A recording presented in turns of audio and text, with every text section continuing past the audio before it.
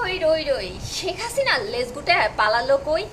তো ভাই, আজকে আমাদের দেশের স্বাধীনতা আবার নতুন করে আসছে। আমরা তো অনেক অনেক অনেক খুশি। আর যেসব ভাই এবং বোনেদের রক্তের বিনিময়ে আমাদের দেশটা আবার নতুন করে স্বাধীনতা পেল, তাদের প্রতি আমাদের আন্তরিক শ্রদ্ধা এবং ভালোবাসা, সবসময় দোয়া থাকবেই সারা জীবন।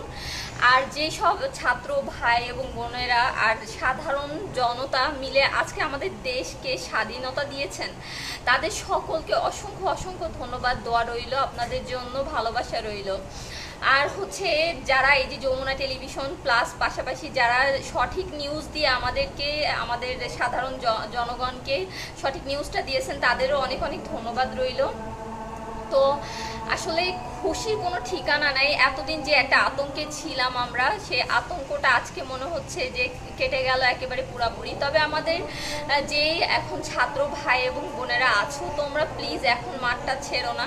কারণ এখন যদি তোমরা মাঠটা ছেড়ে দাও, তাহলে আবারও নিশ্চয়ই কোনো স্বৈরাচার বা কোনো হচ্ছে অন্যায় অন্যায় বা এটাকে কি বলে, যাই হোক, খুশির ঠেলায় মুখ দিয়ে তেমন কোনো কথা বেরোচ্ছে না। তো যাই হোক, শেখ হাসিনার মতো আর কোনো হচ্ছে নেত্রী আমরা চাইতেছি না, যাতে জনগণ হচ্ছে দেশটাকে শাসন করতে পারে, দেশটাকে পরিচালনা করতে পারে। যতক্ষণ সেটা না হচ্ছে, তোমরা প্লিজ মাঠ ছেড়ো না। তোমাদের জন্য অনেক অনেক ভালোবাসা এবং দোয়া রইল। জয় বাংলাদেশ, এটা হচ্ছে বাংলাদেশের জন্য। আর হচ্ছে হই হই রই রই, শেখ হাসিনার লেজ গুটে পালাইলো কই। তো অনেক অনেক দোয়া ভালোবাসা রইল। সবাই ভালো থাকবা, নিজেদের খেয়াল রাখবা, সুস্থ থাকবা।